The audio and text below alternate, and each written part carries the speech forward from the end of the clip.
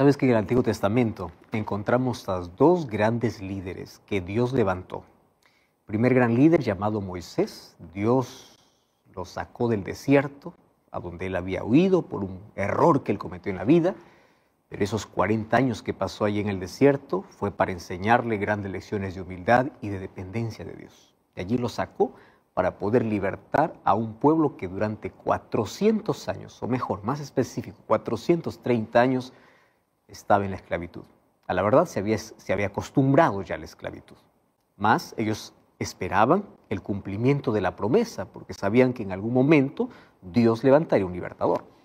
Con Moisés Dios saca al pueblo de Israel, pero Moisés no entra a la tierra prometida. Quien entra a la tierra es Josué. Y Josué acompañó a Moisés desde la salida de Egipto. Es más de 500,000 de personas que salieron de Egipto hacia Canaán, solamente entraron 2, Josué y Caleb. Todos los que salieron de Egipto murieron en el desierto y murieron por la incredulidad. Tú puedes decir, ¿cómo es posible? Sí.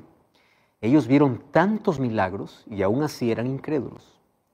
Veían tantos milagros y ellos murmuraban contra Dios.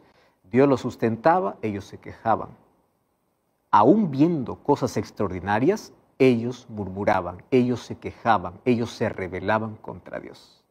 No existió un pueblo que haya visto tanto milagro como el pueblo de Israel. Imagínate en el día ver una nube que les guíe y que les proteja del calor en medio del desierto.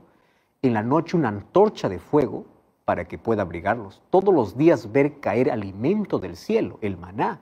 Y Dios lo sustentó por 40 años. Y toda esa generación, por su incredulidad, murió en el desierto. ¿Quiénes fueron los que entraron a la tierra prometida? Los hijos de aquellos que salieron de Egipto, aquellos que nacieron en el desierto. Bueno, solo que de todos los que salieron, 2 entraron. Uno es Josué y el otro es Caleb. Los únicos que salieron de Egipto y entraron a la tierra de Canaán. Ellos vieron, acompañaron, vieron el brazo poderoso de Dios. Ellos acompañaron cada milagro, pero en su corazón siempre había suficiente fe basado en las evidencias del poder de Dios. Y quiero decirte algo, hay grandes recompensas para aquel que nunca deja de creer. Quiero repetirte esto, hay grandes recompensas para aquel que nunca deja de creer. Y vamos a partir de allí, porque ahora vamos a ver cómo es que funcionan los milagros. Quiero decirte que los milagros funcionan no cuando el ser humano quiere. Los milagros acontecen cuando Dios quiere y como Él quiere. No está basado en la lógica humana. Nuestro problema es que a veces nosotros vamos a Dios con una lista de pedidos y también vamos con una lista de sugerencias, como diciendo, te estoy pidiendo esto, pero quiero que lo hagas a mi manera, quiero que lo hagas en mi tiempo. Y a veces solamente tomamos a la oración como un recurso de pedidos. Más o menos algunos piensan que la oración es como una caja donde tú pones una moneda y tú dices, yo quiero tal cosa. ¿Has visto aquellas cajas de alimentos o de productos que hay en los aeropuertos? Tú colocas una moneda, seleccionas el producto y allí ya está. Entonces algunos piensan que la caja es la oración y cuando yo voy a orar es como una moneda que Dios me va a dar lo que yo quiero. Para eso no funciona la oración. Y ya hemos hablado acerca de un concepto básico de oración. La oración ayuda a desarrollar nuestra confianza. La oración hace que la duda, la incredulidad, que a veces se apodera del corazón humano, pueda desaparecer y pueda crecer la confianza en Dios. Y esto es lo que aprendió Josué y Caleb. Mas hoy vamos a hablar específicamente sobre Josué. ¿Sabes que de los libros del Antiguo Testamento, quiero decirte que Josué tiene historias realmente extraordinarias? Déjame leerte apenas la historia del cual vamos a reflexionar hoy. Y está en el libro de Josué, capítulo 10, versículo 12 hasta el versículo 14. Préstame atención porque en estos 2 versículos encontramos una riqueza de cosas que hoy necesitamos reflexionar. Dice así, entonces Josué habló a Jehová el día en que Jehová entregó al amorreo delante de los hijos de Israel. En el día que Jehová entregó. Buen detalle. Número 2. Y dijo en presencia de los israelitas: Sol detente en Gabaón y tu luna en el valle de Ajalón. Y el sol se detuvo y la luna se paró, hasta que la gente se hubo vengado de sus enemigos. No está escrito esto en el libro de Jacer. Y el sol se paró en medio del cielo y no se apresuró a ponerse casi un día entero. No hubo día como aquel, ni antes ni después de él, habiendo atendido Jehová a la voz de un hombre, porque Jehová peleaba por Israel. Entonces, yo de aquí puedo extraer muchas expresiones para poder reflexionar, muchas lecciones para nuestra vida, ¿correcto? Vamos a meditar, a reflexionar en la vida de este grande hombre llamado Josué. Cuando yo leo el libro de Josué, yo veo que no existió otro hombre en el Antiguo Testamento que haya enfrentado tan grandes desafíos en la vida. Claro, Moisés enfrentó el desafío de poder ir hasta el faraón y de poder sacar al pueblo de Israel que estaba esclavizado. Pero cuando yo voy a Josué, yo veo que Josué es el muchacho, es el hombre, es el joven o es el hombre de los grandes desafíos. Por eso una de las primeras cosas que Dios le dice a Josué es así: esfuérzate y sé valiente porque yo estaré contigo. Las cosas no van a ser fáciles. Esfuérzate, sé valiente. Mi promesa es que nunca te dejaré. Y esa promesa viene de parte de Dios para todos. No es que, Señor, tú peleas por mí, yo me cruzo los brazos y ya, muy bien. No, espérate. Esfuérzate y sé valiente. ¿Quieres ser exitoso? ¿Quieres alcanzar algo? ¿Quieres perseguir una meta? Esfuérzate. Yo estaré contigo. Mi presencia irá contigo. Bueno, Josué es el hombre de los desafíos. Y muchas veces, entre los desafíos de la vida, así como Josué, nos encontramos delante de situaciones sobre las cuales no tenemos poder, sobre las cuales no están bajo nuestro control. Dentro del vocabulario humano, la palabra imposible o imposibilidad es una de las palabras frecuentes.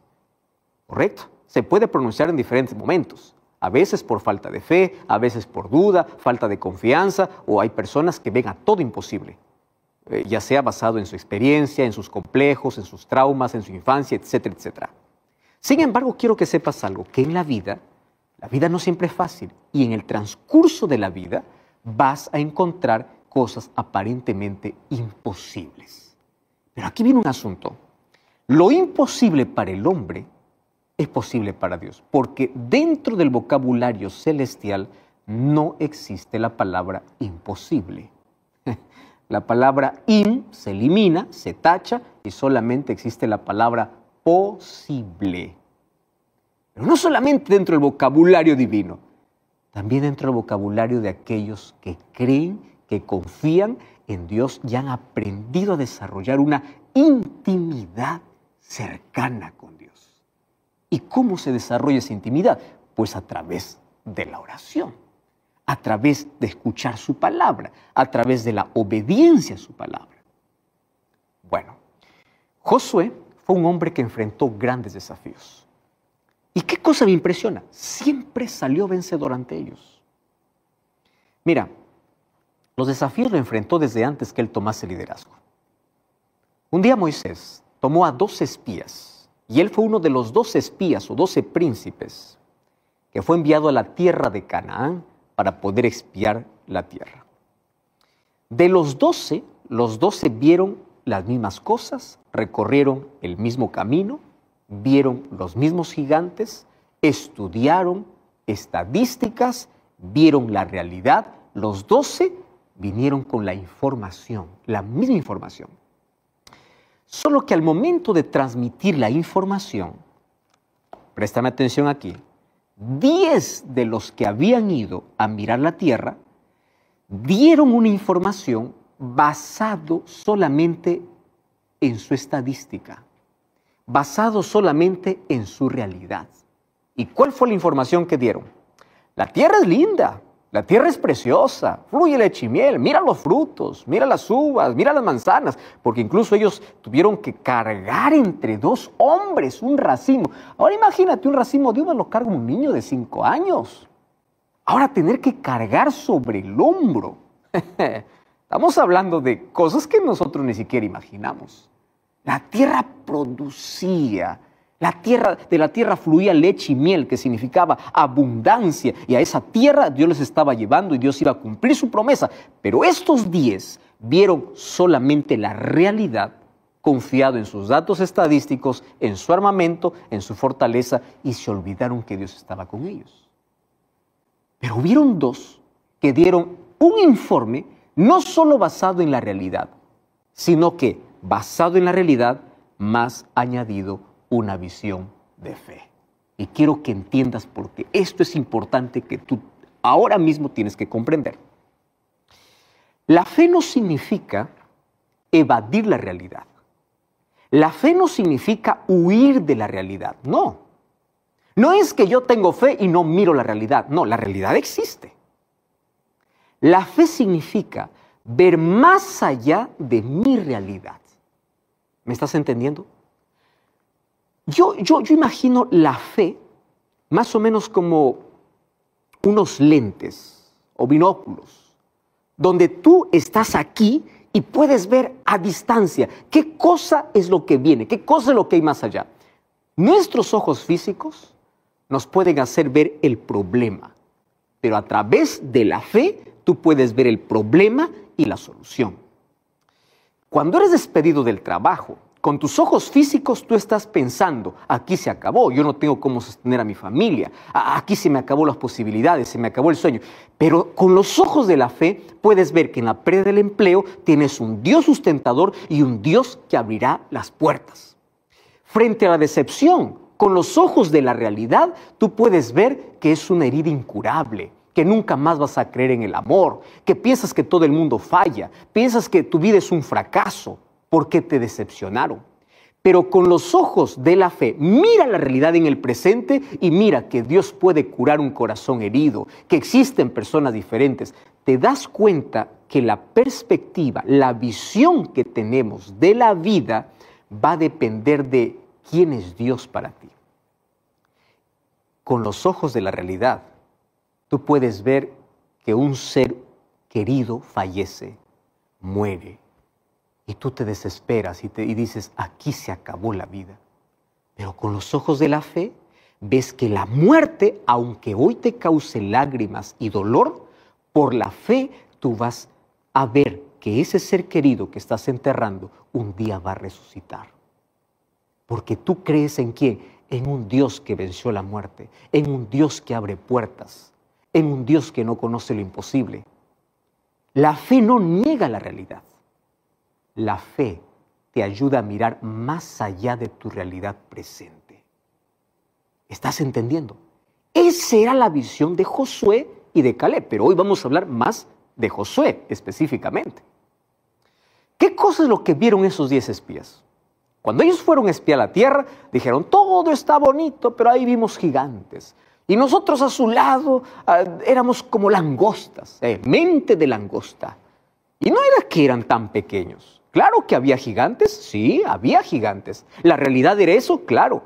Por eso es que Josué, cuando da el informe, dice, hay gigantes, es verdad, pero nosotros tenemos un gigante mayor.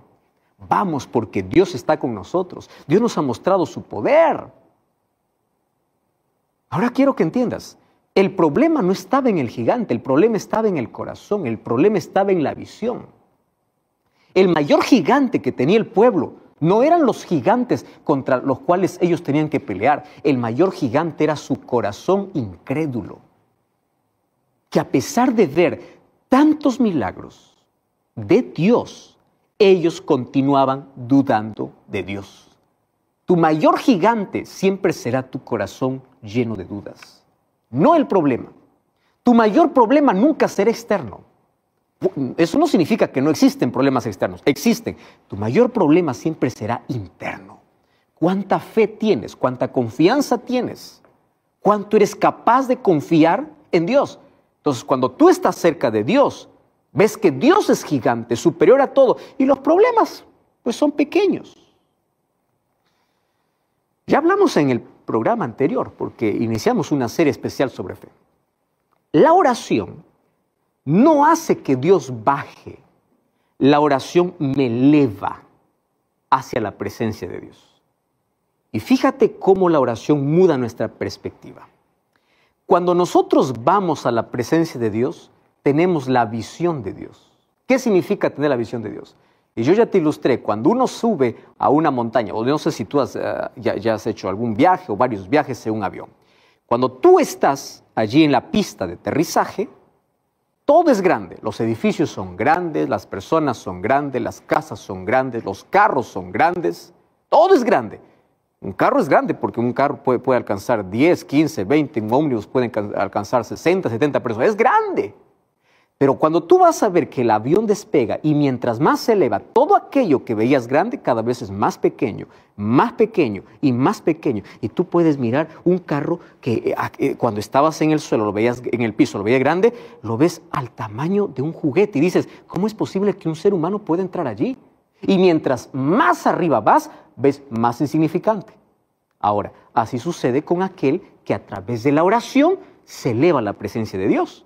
Mientras tú no estás orando, tú ves que todo es gigante, todo es grande. Pero cuando tú vas a la presencia de Dios, tienes la visión de Dios y ves que los problemas que eran grandes cada vez son más pequeños, son más insignificantes. ¿Por qué? Tienes un Dios grande, tienes un Dios todopoderoso. Eso hace la oración, te cambia la visión de la vida. Y eso sucedió con Josué. Josué vio los gigantes, sí, pero dijo, ¿y qué son estos gigantes? Yo conozco un gigante mayor y es Dios. Vamos porque podemos. Bueno, allí nosotros vemos la visión que tenía ya este hombre. Y esa visión estaba basada en la comunión con Dios. Esa visión no se aprende leyendo un libro de automotivación, no se aprende en la escuela, no se aprende en la universidad, no hay título que te pueda dar esa visión. Esa visión te da la fe, esa visión te da la oración, esa visión te da la comunión que puedas tener con Dios. Ahora, ahí estaba el primer desafío, donde Josué mostró fe. Tengo que explicarte todo esto para luego decirte por qué se hizo ese milagro. Sin embargo, él enfrentó otro desafío. Después de eso, yo creo que el mayor de todos los desafíos fue sustituir a Moisés. Cuando yo voy a Josué capítulo 1, dice que aconteció después de la muerte de Moisés, siervo de Jehová, que habló Jehová a Josué, hijo de Nun, siervo de Moisés. Y le dice, levántate. Mi siervo ha muerto. Tú levántate. Tú vas a hacer que el pueblo pueda entrar a la tierra prometida. Dos cosas me llaman la atención. Josué era obediente, Josué era fiel, Josué era siervo. Esa es la mayor escasez, ¿verdad? Todo el mundo sueña ser líder. Pocos líderes que sirven. Todo el mundo quiere mandar. Pocos quieren obedecer. Todo el mundo quiere tener una posición. Y una posición alta, ¿para qué? Para dar órdenes. Pocos quieren decir, yo quiero recibir órdenes para obedecer. Dios levanta al siervo de Moisés. ¡Qué tremenda responsabilidad! Ahora, tanto del punto de vista de la persona, obviamente a quien tenía que sustituir. Pero no solamente en base a eso. Hablemos de la misión. Imagínate conducir a ese pueblo duro y rebelde, incrédulo, para conquistar la tierra prometida. Pero tú crees que Josué dice, ay no, qué miedo. No, él confía. Él aprendió que el Dios que le llamaba para una misión especial, Él lo capacitaría, Él iba adelante. Él no confiaba en sus fuerzas, ni en su gente, ni en su fortaleza, ni en su armamento. Él confiaba en el Dios que peleaba por él. Ahora, Josué está delante de un gran desafío. ¿Cuál es el desafío? Pues los gabaonitas habían solicitado ayuda porque resulta que los gabaonitas habían hecho una alianza con el pueblo de Israel. ¿Y qué sucede? ¿Qué dice el capítulo 10, versículo 3? El rey Adonisec, rey de Jerusalén, envió a Joam, rey de Hebrón, a Piream, rey de Jarmut, Jafía, rey de Laquis, Debir, rey de Eglón, diciendo: vengan y ayúdenme y combatamos a Gabaón, porque he hecho paz con Josué y con los hijos de Israel. 5 reyes de los amorreos, el rey de Jerusalén, de Hebrón, de Jarmut, de Laquis, de Eglón, se juntaron y subieron con todo su ejército y acamparon cerca de Gabaón y pelearon. ¿Y qué sucede? Los gabaonitas, como habían hecho la alianza con el pueblo de Dios, ellos van y dicen: por favor, son 5, nosotros somos 1, ayúdennos.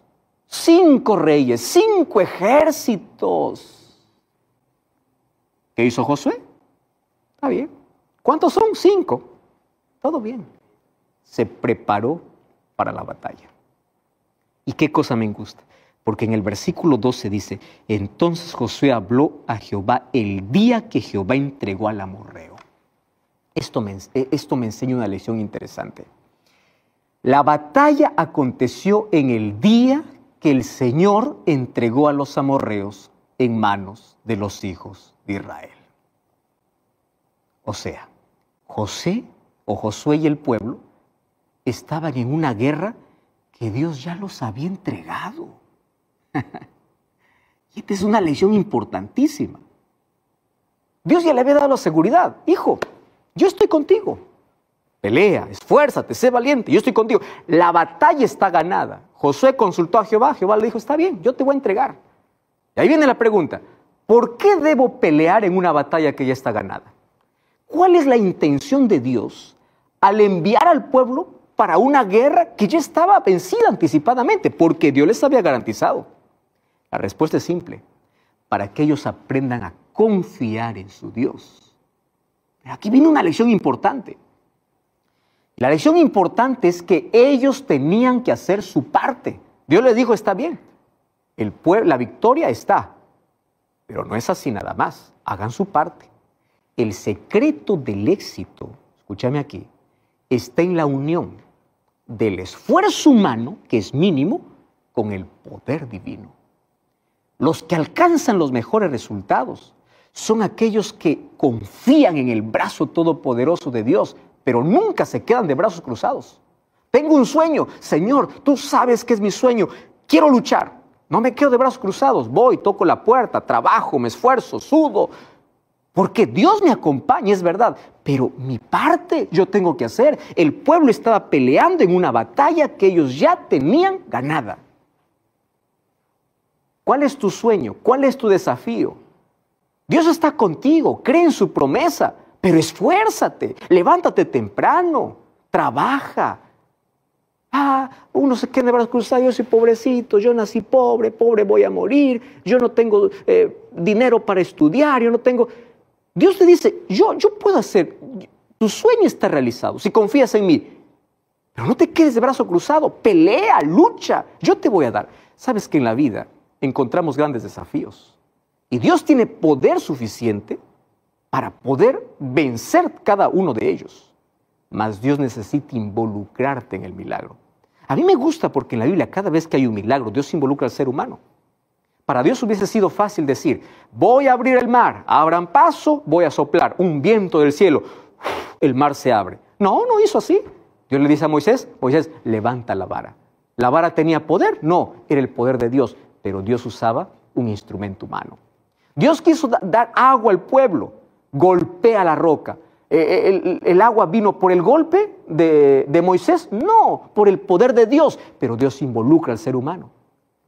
David tiene que enfrentar al gigante Goliat. Y él no se va así nada más. Él dice: bueno, Dios me dio a este hombre Goliat, yo aquí voy a mirar qué cosa es lo que Dios hace. No, él tomó su onda, consigue 5 piedritas y derribó al gigante. Un día Eliseo hace un milagro con una mujer viuda y le dice: ahora vas a ver milagro de Dios, pero consigue tinajas. Un día Jesús quiso dar de alimentar a más de 5,000 hombres. Habían más de 5,000. Probablemente 10,000 personas. Pero tenía que alguien colocar sus 5 panes. Un día Dios quiso hacer un milagro allí en la pesca de Pedro, pero Pedro tenía que echar la red. Un día Jesús hizo un milagro en una boda, pero ellos tenían que llenar las tinajas de agua. ¿Me estás entendiendo? Dios no hace aquello que tú puedes hacer. Él no hace aquello que está a nuestro alcance. Entonces, para que tengamos éxito, es necesario que coloquemos nuestra pequeñez en su omnipotencia, que seamos obedientes, que hagamos lo que nos corresponde. Él no va a hacer lo que tú puedes hacer. Él va a hacer aquello que tú no puedes hacer. Ahora, el poder divino siempre está a nuestra disposición.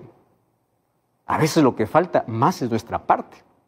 Puede que tú puedas tener problemas en tus relacionamientos, en tu familia, en tus estudios, en el trabajo. Dios puede resolver, mas tú tienes que hacer tu parte. ¿Cuál es tu parte? Tu parte es cortar lo que te hace daño, eliminar lo que te perjudica. ¿No quieres más sufrir? Pues deja de llamar a aquella persona que te hiere. Haz tu parte. Dios va a curar tus heridas, pero haz tu parte. Eso es lo que hizo Josué. Dios ya les había dado la victoria, pero ellos tenían que luchar. Entonces, en aquella batalla, Josué y sus hombres, pues estaban haciendo su parte.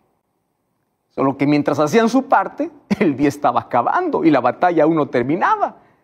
Y si el día acababa, pues el ejército amorreo tendría tiempo para recomponerse, para que el día la batalla sea más severa y sea más difícil.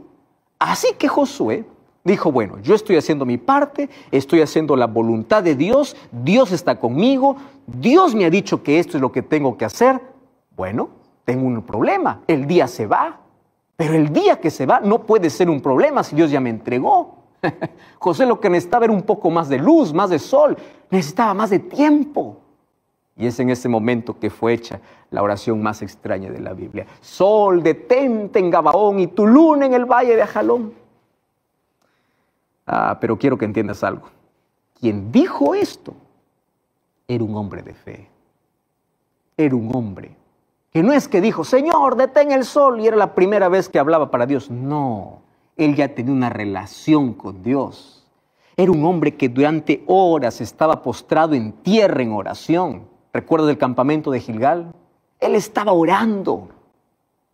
No era alguien que hace una oración ocasional, una vez, cada vez que necesita un milagro. Señor, que se detenga el sol, y de ahí le pides el otro año, porque nunca tienes una comunión con Dios. Josué tenía una comunión estrecha con Dios, y quiero que sepas que los hombres de oración son hombres de poder, porque ellos identifican la voluntad de Dios, y cuando están seguros de la voluntad de Dios, se aferran de las promesas de Dios, y avanzan por fe, y se esfuerzan, y sudan, y también sufren, pero avanzan porque creen que Dios no conoce lo imposible. Sabe que Dios en cualquier momento siempre lo escucharía, porque él tenía una comunión con Dios. Y esta historia debe llevarme a pensar así, ¿cómo está mi vida de oración? ¿Cuánto tiempo de mi vida yo invierto con Dios? ¿Solamente me voy cuando quiero que el sol se detenga? Estoy hablando ahora de manera figurada. ¿Solamente me voy a Dios cuando estoy en emergencia? ¿Solamente le busco a Dios cuando estoy en fuego y creo que Dios es el bombero? ¿Solamente busco a Dios cuando estoy enfermo y solo creo que Dios es el médico? ¿Solo busco a Dios cuando estoy pobre y creo que Dios es el banco? ¿Cómo está la vida de oración? La vida de Josué era una vida de constante oración, de constante comunión. Por lo tanto, tenía una visión diferente, tenía una confianza extrema. Y cuando él oraba, pues Dios respondía porque su oración estaba en armonía con la voluntad de Dios, porque su corazón estaba en sintonía con el corazón de Dios, porque su mente estaba educada para estar en la presencia de Dios. ¿Pero tú crees que esta fue solamente la experiencia de Josué? No, puede ser la tuya y la mía. Por eso 1 Tesalonicenses 5:17 dice, orad sin cesar. Y eso no significa que tú debes quedar todo el día allí de rodillas orando. Significa orar en todo momento. Y hoy te voy a desafiar a tener no solamente un momento de oración. Es bueno tener un momento de oración cuando antes que salga el sol, allí en la mañana, en la madrugada, tienes tu comunión con Dios. Eso está todo bien. Mas tú también tienes que aprender a orar mientras caminas, mientras trabajas, mientras estudias, mientras practicas deporte, mientras enamoras, antes de firmar un documento, antes de iniciar algo. que tu vida no esté identificada por momentos específicos de oración, sino por una vida de oración, orar sin cesar. Tú sabes que el diablo solo tiene